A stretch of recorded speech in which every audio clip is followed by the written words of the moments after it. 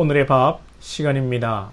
9월 4일 월요일 오늘의 밥은 열왕기상 2장 1절로 12절 말씀입니다. 다윗이 죽을 날이 임박하매 그의 아들 솔로몬에게 명령하여 이르되 내가 이제 세상 모든 사람이 가는 길로 가게 되었노니 너는 힘써 대장부가 되고 네 하나님 여호와의 명령 지켜 그 길로 행하여 그 법률과 계명과 율례와 증거를 모세의 율법에 기록된 대로 지키라. 그리하면 내가 무엇을 하든지 어디로 가든지 형통할지라.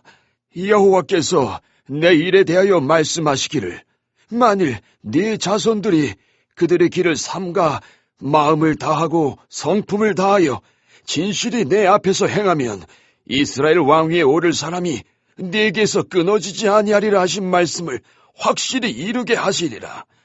스루야의 아들 요압이 내게 행한 일, 곧 이스라엘 군대의 두 사령관 넬의 아들 아브넬과 예델의 아들 아마사에게 행한 일을 네가 알거니와 그가 그들을 죽여 태평시대에 전쟁의 피를 흘리고 전쟁의 피를 자기의 허리에 띤 띠와 발에 신은 신에 묻혔으니 네 지혜대로 행하여 그의 백발이 평안히 스올에 내려가지 못하게 하라.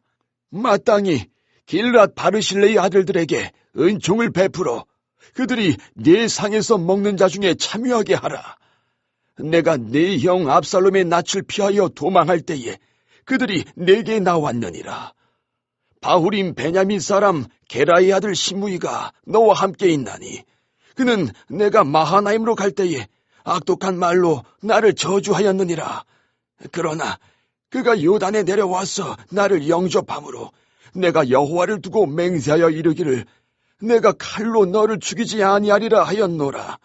그러나 그를 무죄한 자로 여기지 말지어다.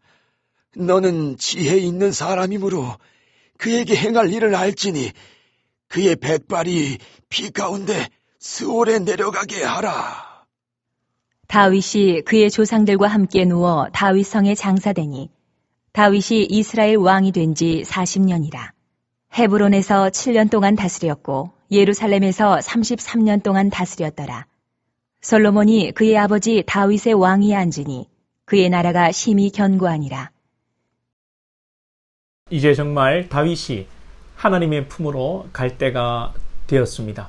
오늘 말씀은 다윗이 유언을 남기는 내용입니다. 오늘 2절을 보시면 내가 이제 세상 모든 사람이 가는 길로 가게 되었노니 모든 사람이 가는 길로 가는 것입니다. 우리가 인생이 영원한 것이 아니라는 것을 알고 우리 인생에 끝이 있다는 것을 알고 오늘 하루하루 성실하게 살고 또 우리 하나님의 나라에 대해 관심을 두고 믿음으로 살아가야 하겠습니다. 오늘 3절에서는 다윗이 솔로몬에게 말한 것이 하나님의 명령을 지키라 라는 것입니다. 오늘 이 다윗의 유언이 솔로몬에게 향한 것만이 아니라 오늘을 살아가는 우리에게 대한 유언이 되기를 바랍니다. 하나님의 말씀대로 하나님의 법대로 우리가 살기를 원합니다. 왜 그렇습니까? 하나님의 법대로 사는 것이 여러분 가장 행복한 것이기 때문에 그렇습니다. 모든 제품에 공산품에 설명서가 있습니다. 설명서대로 사용하지 않으면 금방 고장나고 제대로 사용할 수가 없듯이 사람도 사람을 만드신 하나님이 그 설명서를 우리에게 주셨습니다. 그건 무엇입니까? 바로 하나님의 말씀입니다. 이 말씀대로 살 때에 우리 가운데 여러분 행복이 있고 놀라운 축복이 있는 줄로 믿습니다. 어떤 복이 있을까요? 오늘 4절 보면 이스라엘 왕위에 오를 사람이 내게서 끊어지지 아니하리라. 우리를 이것은 왕으로 세우겠다, 대통령으로 세우겠다는 그런 여러분 사회적 정치적 이야기가 아니라 베드로전서 2장 9절에 그러나 너희는 택하신 족속이요 왕같은 제사장들이요 하나님의 자녀로 우리가 하나님 앞에 선다는 영적 축복을 이야기하는 것입니다. 이보다 더 놀랍고 큰 축복이 어디 있겠습니까? 하나님의 자녀가 된다는 것, 구원을 경험하는 하나님의 백성이 된다는 것, 이것이 최고의 복입니다. 이 세상에서 아무리 성공하고 부자가 되어도 여러분 마지막에 심판받고 지옥 간다면 무슨 소용이 있습니까? 차라리 이 세상에서 사람들이 보기에 부족하고 좀 모자라고 좀 어려움이 있어도 우리는 하나님의 나라에 하나님의 백성으로 영원한 삶을 사는 것이 놀라운 은혜요 축복인 것입니다. 그런데 말씀대로 살면요 또 이 세상에서 또 잘 되는 복도 있습니다. 3절 끝에 보시면 네가 무엇을 하든지 어디로 가든지 형통할지라. 물론 이것이 세상적으로 무조건 뭐 부자가 되고 병이 낫고 일이 풀리고 그걸 이야기하는 것은 아닙니다. 하나님 안에서 형통함을 이야기하는 것이죠. 또 우리 범사도 잘 되는 복이 있습니다. 정치인이었던 김종필 씨가 기독교로 개종하면서 했다는 말이 해외를 다녀보니 기독교 국가처럼 민주적이고 인권이 향상되고 복지가 잘 되고 부유하게 사는 나라가 없더라. 우리나라도 백성들이 못 배우고 못 먹고 할 때 여러분 기독교 선교사들이 들어와서 학교를 세우고 병원을 세우고 문명을 퇴치하고 많은 사람을 사람답게 여자를 여자답게 그렇게 살도록 해주었습니다. 하나님은 우리가 형통하기를 원하십니다. 사랑하는 자여 내 영혼이 잘된 같이 범사가 잘 되기를 원하노라. 그런 여러분 장로의 기도도 있지 않습니까? 무엇을 하든지 어디를 가든지 하나님 안에서 형통한 복이 있기를 축복합니다. 그리고 5절 이하에서 조심해야 할 요압과 시므이, 이 조심할 인물이 아니라 죽이라는 것입니다. 죽여도 곱게 죽이지 말라고 이야기합니다. 이 좀 잔인한 이야기지만 다윗의 시대에 충분히 이해될 수 있는 그런 유언일 겁니다. 그리고 다윗이 압살롬을 피해 다닐 때 선대했던 바르실레의 아들들에게 은총을 베풀라고 이야기합니다.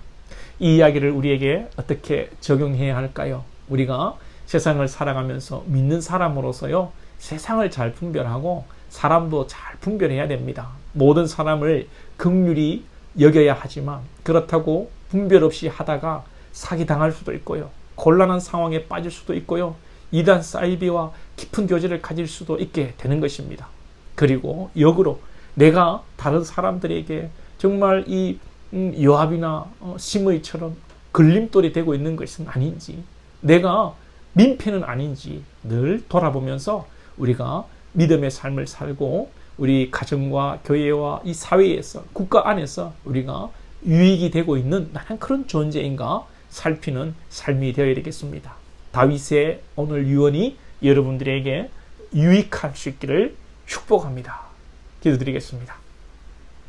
하나님, 오늘도 다윗이 이제 죽을 때가 된 것 같습니다. 마지막으로 솔로몬에게 유언을 남기는데 오늘 이 유언이 우리에게 깊은 울림이 있게 하여 주시고 우리가 이 땅을 살아가면서 우리의 인생이 끝이 있다는 것을 다시 한번 생각하며 하나님의 나라를 생각하며 살아갈 수 있는 믿음이 되게 하여 주시고 또한 우리가 하나님의 말씀대로 살아서 정말 영육간에 하나님 안에 평강과 기쁨의 삶을 살아갈 수 있는 하나님 축복을 허락하여 주옵소서. 우리 인생의 여정 속에서 하나님 사람도 잘 만나야 되겠습니다. 잘 분별해야 되겠습니다. 하나님 지혜를 주시고 분별력을 주셔서 우리의 삶의 태도를 잘 처신할 수 있도록 인도하여 주시고 우리가 또한 많은 사람들에게 유익이 되는 참 도움이 되는 그러한 존재로 살아갈 수 있도록 하나님 우리를 축복하여 주옵소서. 감사하며 예수님의 이름으로 기도하옵나이다. 아멘.